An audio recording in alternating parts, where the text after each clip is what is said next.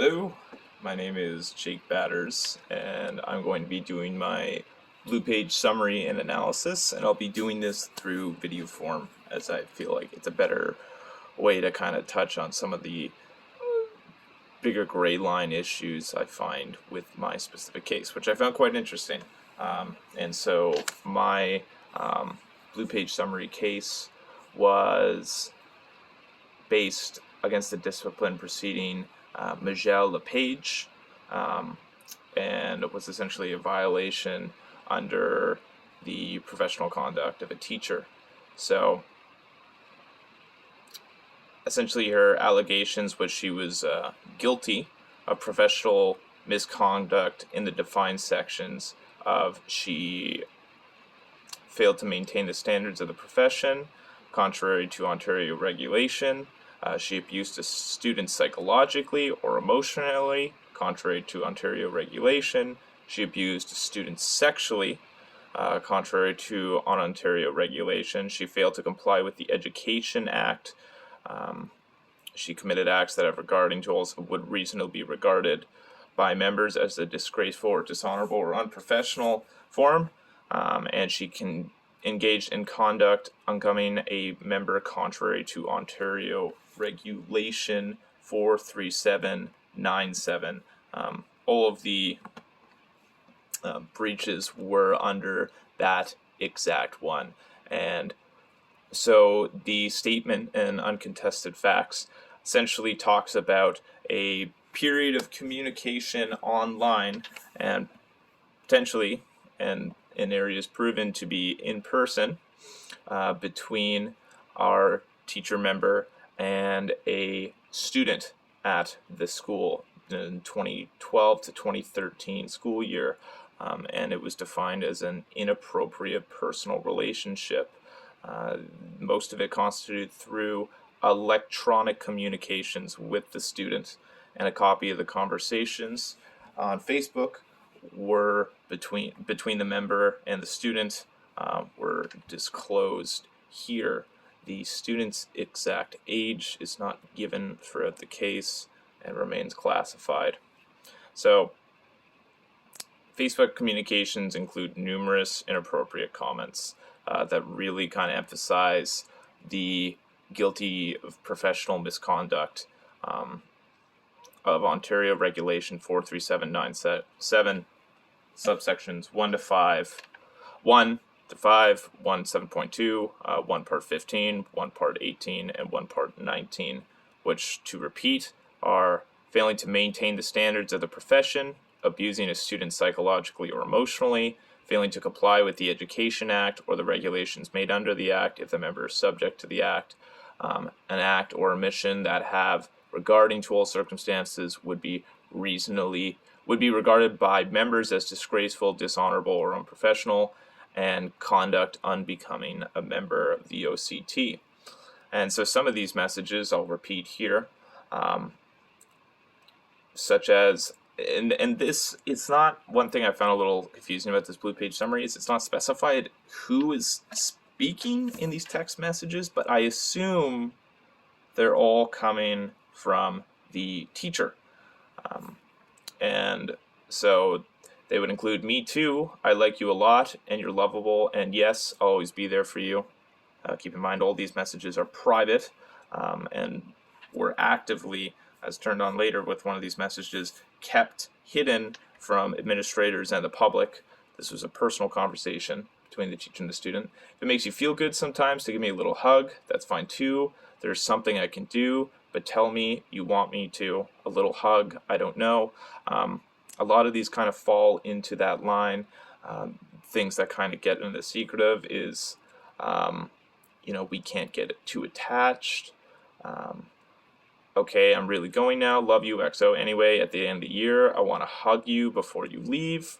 And then there was other physical contacts or other messages that kind of refer to physical contact that had happened between the student and the teacher, or infer it.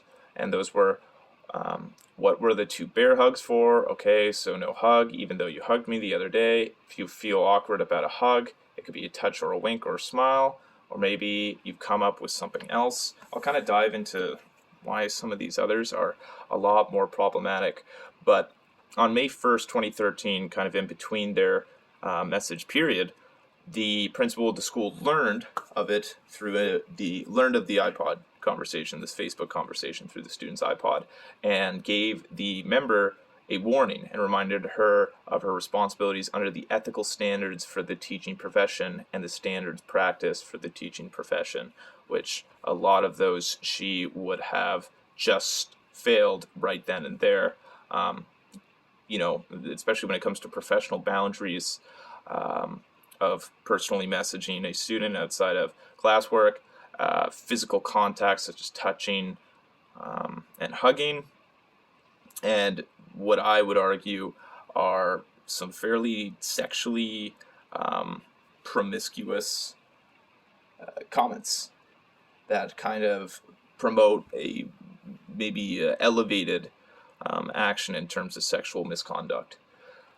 And so he gave a warning to her, and it's not mentioned what amount of these messages are said throughout. So without that information, I can't really go too much into the principal's actions. And the teacher urged the student to keep their communications confidential and to delete them after. This was an account from the student. And of course, these conversations did continue. They went all the way from June, or at the beginning of January, to June 11th of the school year. And so the teacher argued that during her time she was in a difficult situation. She was feeling extremely lonely and trying to cope by surfing social media. She became dependent on social media to fill her own needs for affection. This is the key word here, especially when it comes to some of the sexually provocative texts that I'll bring up. A report by Dr. Francois Bourdon on April 19, 2014 confirmed that 2 tests he administered to the teacher showed no evidence of sexual deviance between the two. And this was paired with, between June 1st and August 31st, a potential period of time past their text cutoff date of June 11th. She had invited the student to her home with another student to babysit her children, even though the principal had told her to end it all.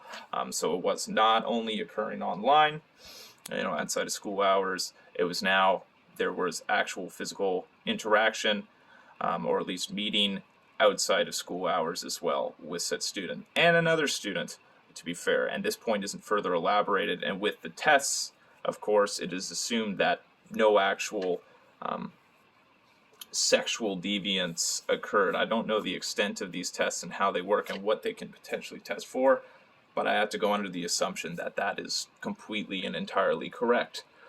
So the plea of no contest, essentially, it came to her where she pleaded guilty to all of the charges put towards her, except for one.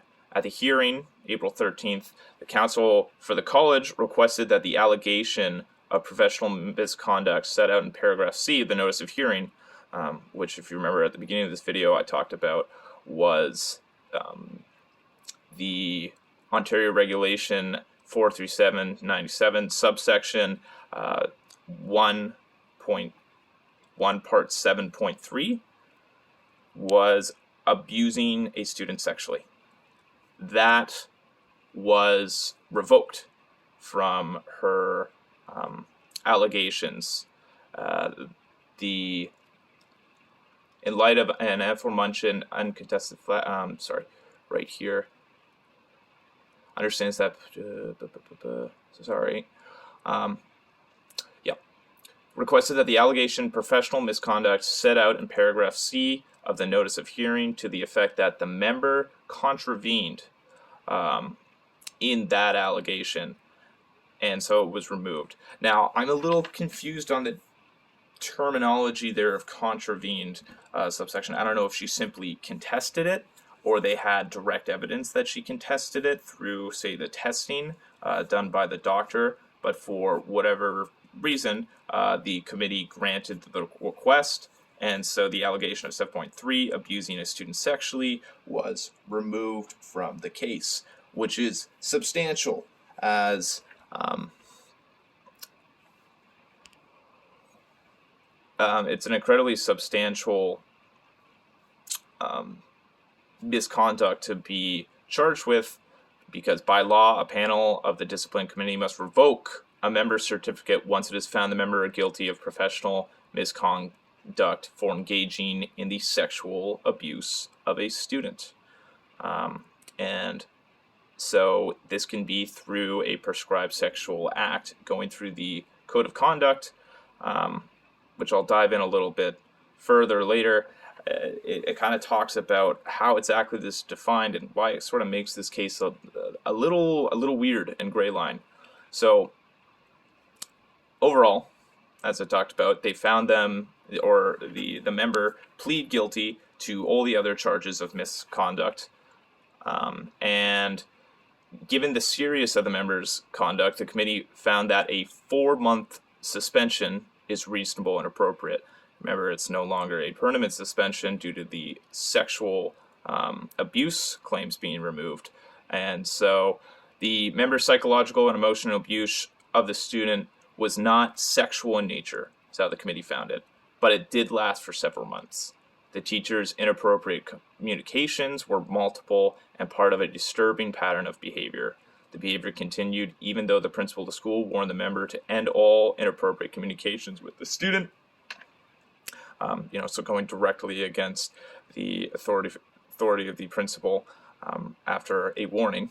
So she clearly knew these were misconducts and serious in nature, but persisted. And so she persisted in worrisome communications with the student. Furthermore, a 4-month suspension falls within a reasonable range based on a similar case law produced by the college. And so with this, she was also within 120 days of when her verdict was given. She needed to undergo training and professional advisory of the use of electronic communication and social media, and needed a professional advisor to confirm her taking the course and their approved passing of the course, and also a write-up from her acknowledging the seriousness of her own actions and the consequences that came to them after the completion of said course, which I think is entirely necessary here.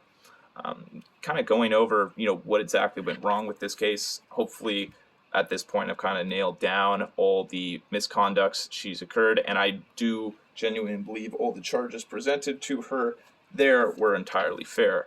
When it comes to abusing a student sexually, this is where things kind of start to get a little murky. As I said, the consequence of such thing would go to a much higher consequence of her getting her teaching degree entirely revoked and her right to do so in Ontario almost immediately. And so, as the court case said, they deemed these texts non-sexual in nature, yet I find a lot of them really, really concerning. And I guess this is the issue, is kind of diving more into the rulings of this, is it can be subjective in how this is interpreted, and maybe with the severity of the consequence for the teacher, they leaned into better faith for her.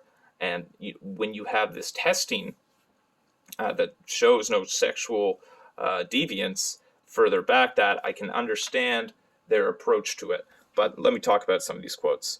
So, there's something I can do, but tell me you want me to a little hug. I don't know. She kind of ends that off as, I'm also open to other things that aren't hugs. That you can see this being potentially interpreted as sexually provocative. The big definition of a sexual misconduct under the Department of Justice is when they are invited to what can be interpreted as sexual touching, or of course explicit sexual talking, interference, sexual exploitation. But what hers really kind of falls into and makes that gray line is invitation to sexual touching under child sexual offenses. This is kind of talking purely from the criminal code law, and if the student is under 18, this would be me potentially. I don't necessarily advocate it, but if these were even more sexually explicit, her seeing legal action as well. Because if the student was under 18, even though the law of consent or age of consent in Canada is 16 to 17 years old, for anyone above that age, their sexual partner cannot be in a position of trust or authority towards them. For example, their teacher or coach. That is the exact quote under the Department of Justice in Canada. And definitely, if that is the case, that would be the case here. From a criminal standpoint, it becomes incredibly problematic if you were to step that up and they were under 18. Even if they are the age of 18, it is, deeming the conversation sexual in nature that would still lead to an immediate dismissal of the teacher and their eligibility to teach in Ontario, and in a lot of cases, the rest of Canada. Some of the other ones that kind of further push me to this seems very sexually provocative and kind of sexual in nature, at least, or can be interpreted during a conversation on FaceTime, a video calling application. You should know this, we're not 80. She responds, "What are you doing topless in front of your iPod? Lol." Questions like that clearly show some form of intimate nature between the two in their communications. The most troubling thing is, this is through video, something that's not saved and recorded as hard evidence, and so it can't be further extracted. Of course, you could be asking her, she's bringing this up, why are you topless? But it's not in a serious nature. Once again, kind of pushing that gray line. Another quote for her: "Okay, I'm really going now. Love you, XOXOXO. Anyway, at the end of the year, I want my hug before you leave. Winky face." It's just, overall, I think I would agree with the cases settling, but it's just there are other precautions I would put into place, because these do seem very provocative, and I think that's part of the issue with these kinds of cases. Is it's very much up to the committee's interpretation, and I suppose the judge of the character. Another quote from her, very troubling: "If you feel awkward about a hug, it could be a touch or a wink or a smile, ... or maybe you've come up with something else." It seems like it's an invitation to escalate their relationship to one that would be considered sexual abuse. It's certainly one that is, emotional abuse and manipulation, which, she's trialed under in here. But that sexual abuse jump is a big one and comes with big consequences. There's just a lot of those kinds of quotes. And when it comes into, the fact that there's been hard evidence of them, or not hard evidence, but assumed evidence, that at some point during June 1st to August 31st, the student came over to her house to babysit, albeit with another student, kind of adds to that troubling nature of it. Behavior, remarks, or conduct of a sexual nature by the member in person or electronically towards the student does count as sexual abuse.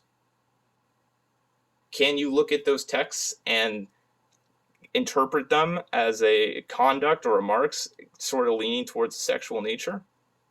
Yeah. I think you could argue that. Of course, they're going off of previous cases too, where they may have seen very similar wording, and that's where these things become so tricky. under misconduct of sexual nature, professional advisory, for example, making sexual remarks to a student via social media would give rise to mandatory revocation of OCT certificate of qualification.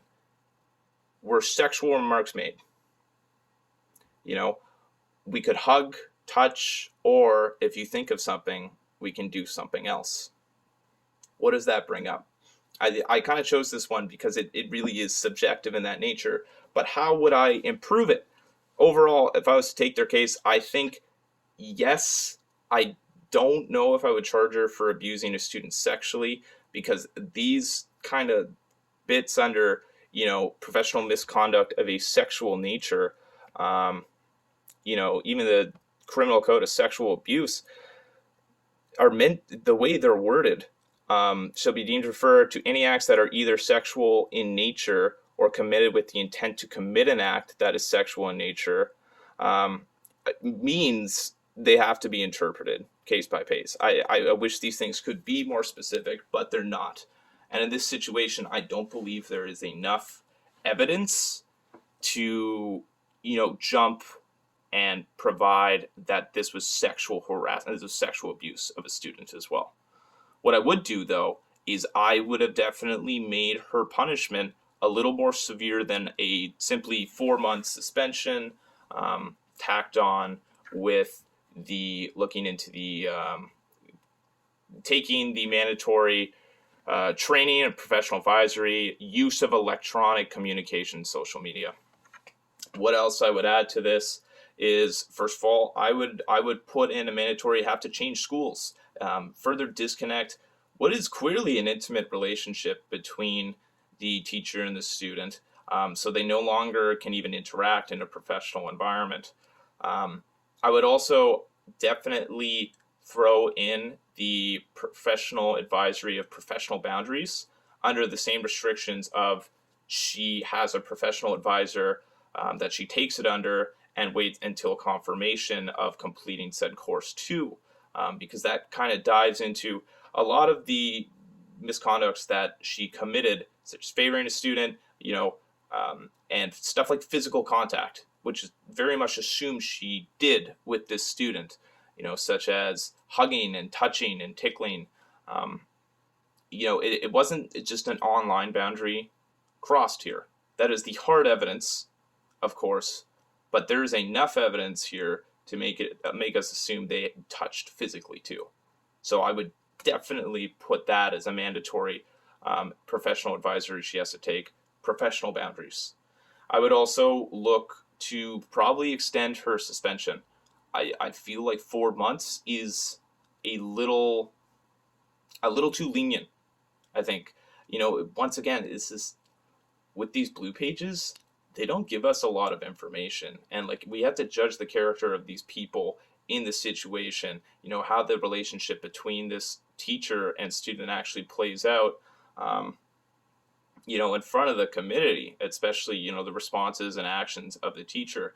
She does talk about, being in a hard place. She does clearly show remorse for her actions, but this was, of course, only when she faced serious consequences. She was warned prior from her principal and continued to do it. She knew what she was doing was wrong, and she did plead guilty to that.